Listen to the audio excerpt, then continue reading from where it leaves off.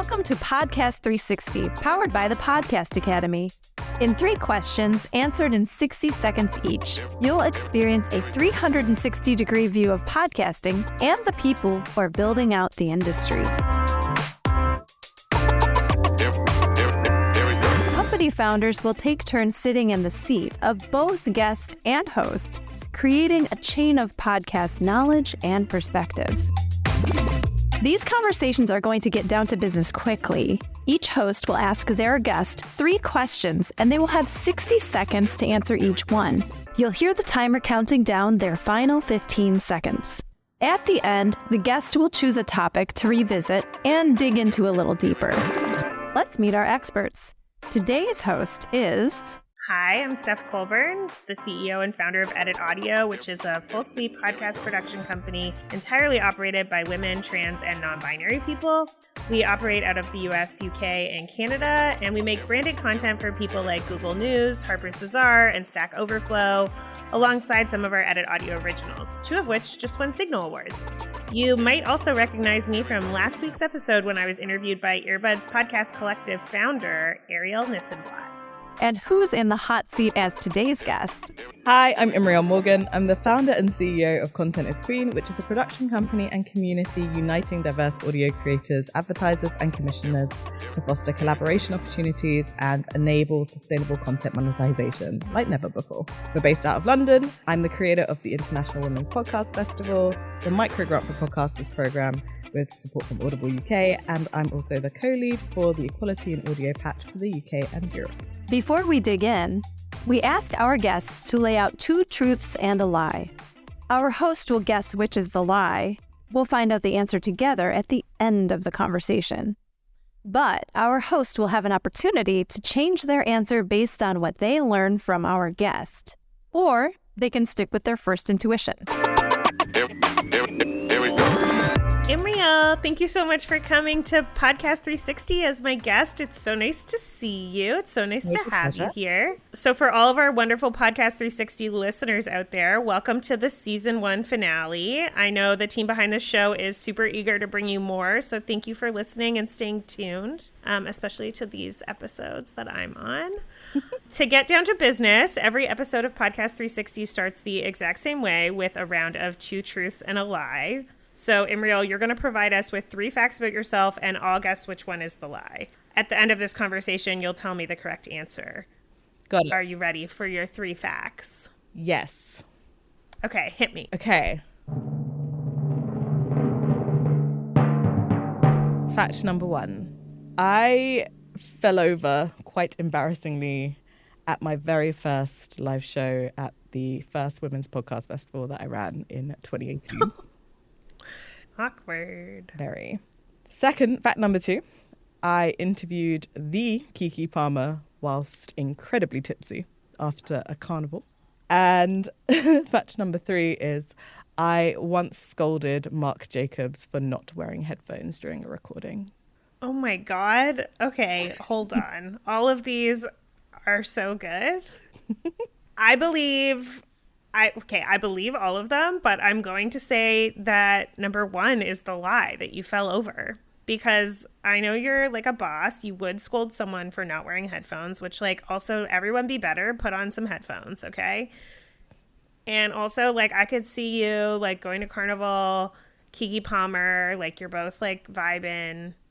Yeah, I like that. I want to believe that one's true because I want to hear that. So I'm going to say the first one's a lie because it's also the one that I don't want to be true, where you fall down. Okay, we'll see.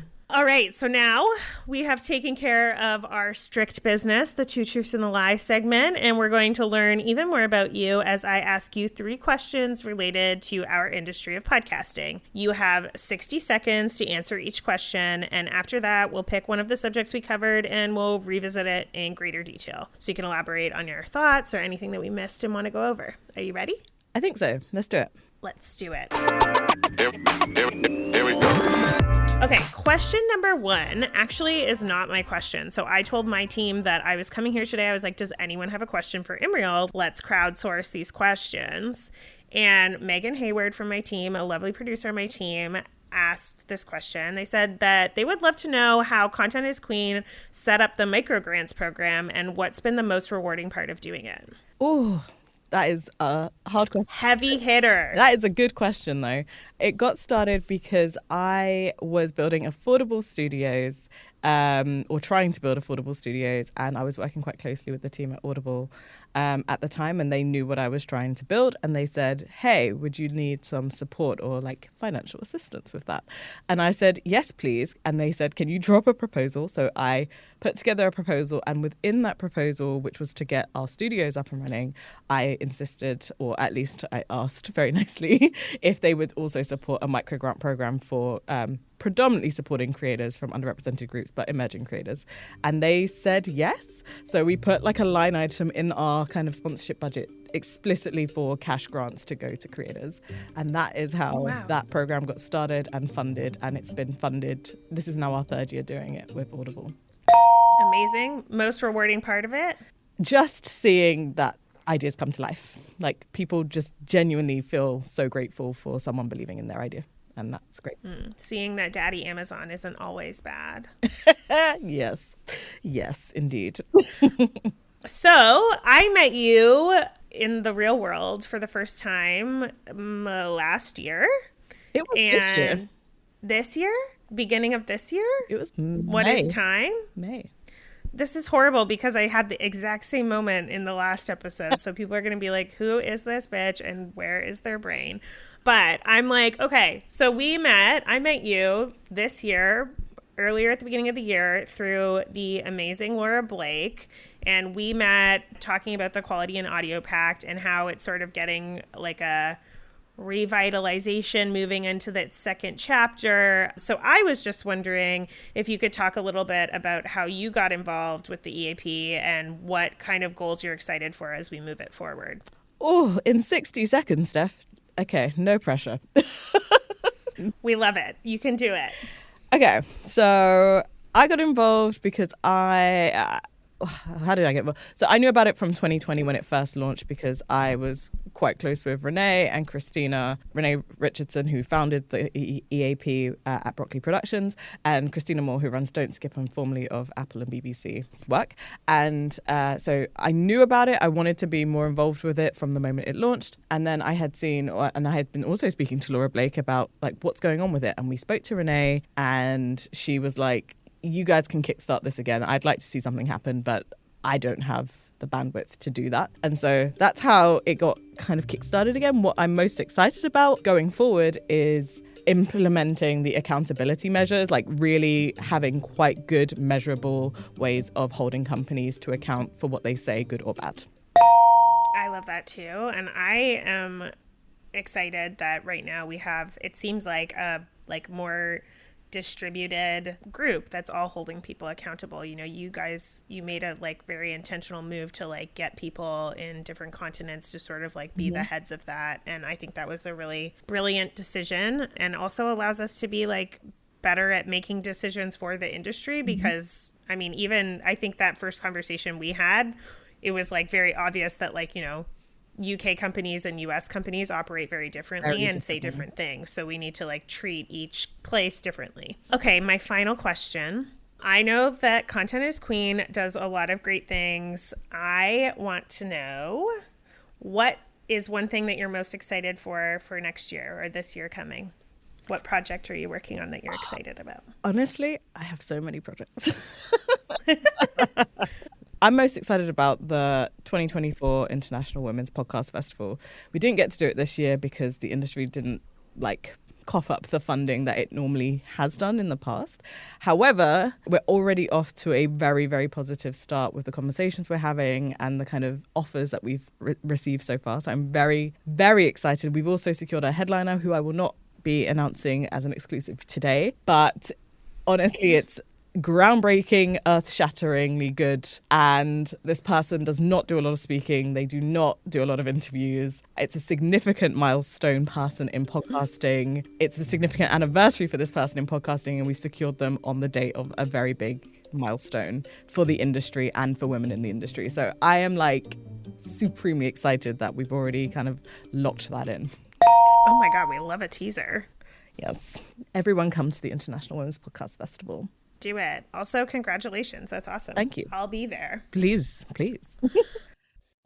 Podcast 360 will be right back after a quick break and a word from our sponsors. And now, back to Podcast 360.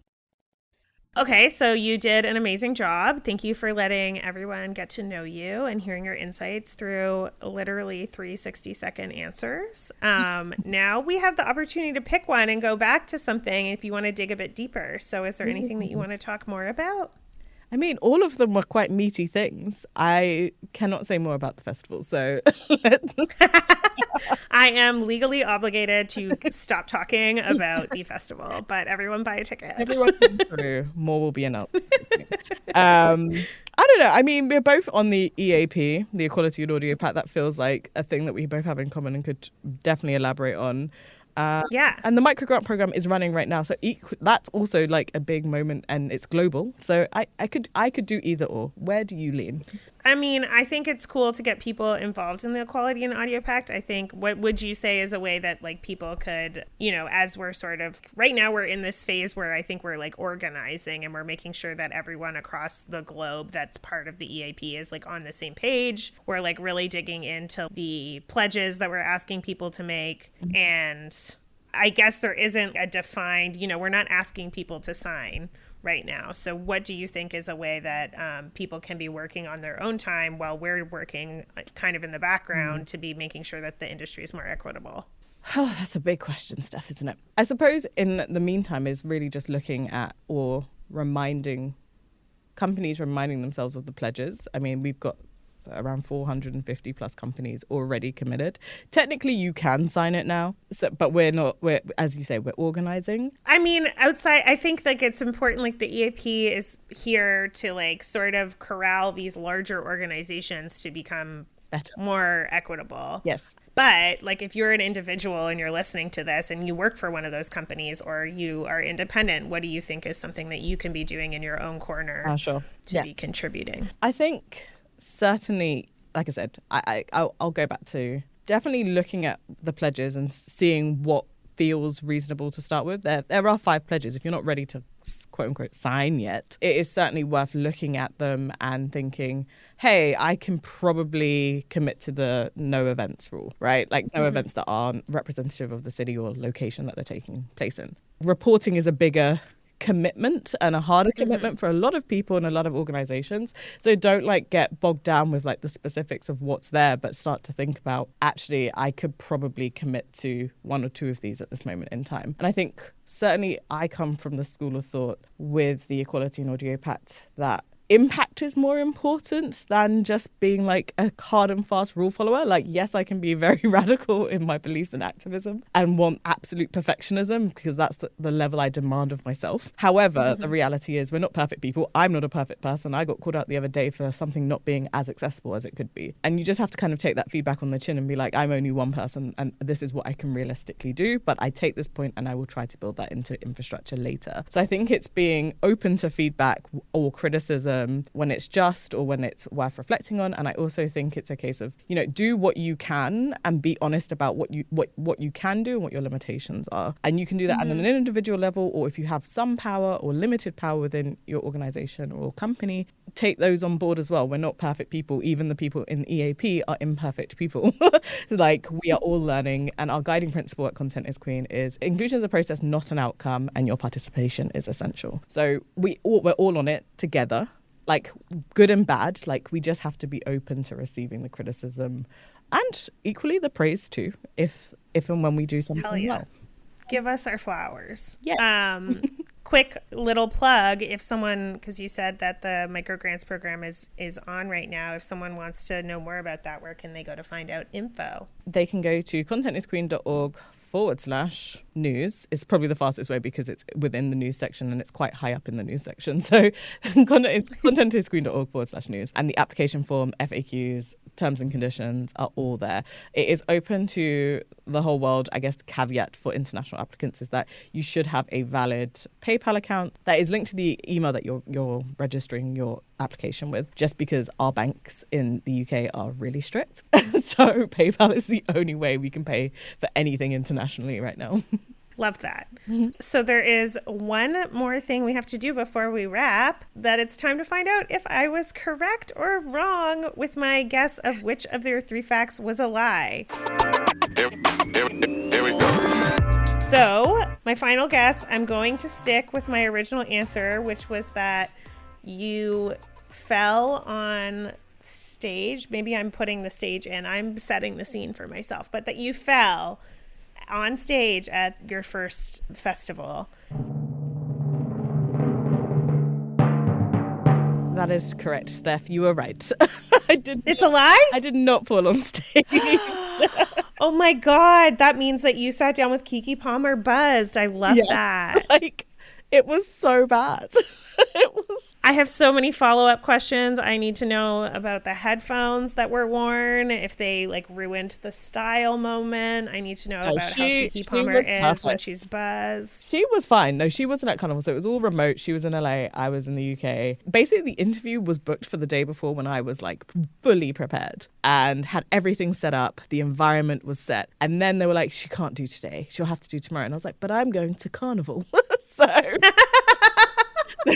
I got the email whilst at Carnival, like, can you do 4 p.m. at whatever on the day? And I was like, I don't know if anyone knows about UK Carnival, but like, it's impossible to escape. It's like really difficult to get out and like find a tube station. You don't even know where you are like half the time. And I was like, okay, I'm going to like find the nearest tube. And then I like cycled on like this electric bike for the first time to like get home so I could do this interview. And I was just like, and then she was like, oh, can we have cameras on? And I was like, I was not prepared. You're like, I'm in a full look. Like, no.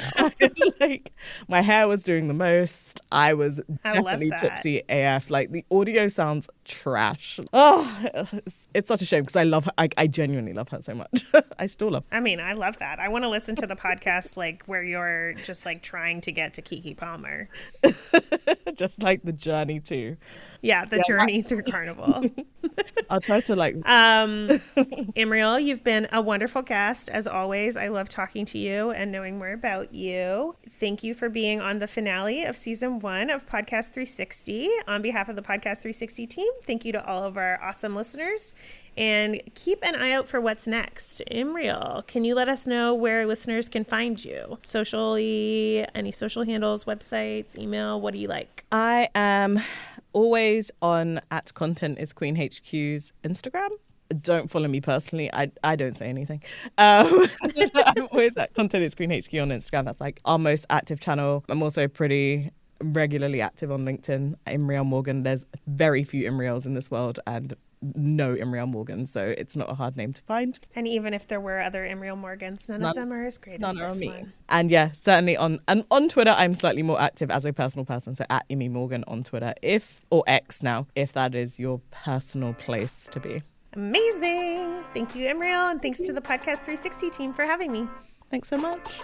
Here we go. Thank you for listening to Podcast 360, where you experience a 360-degree view of podcasting.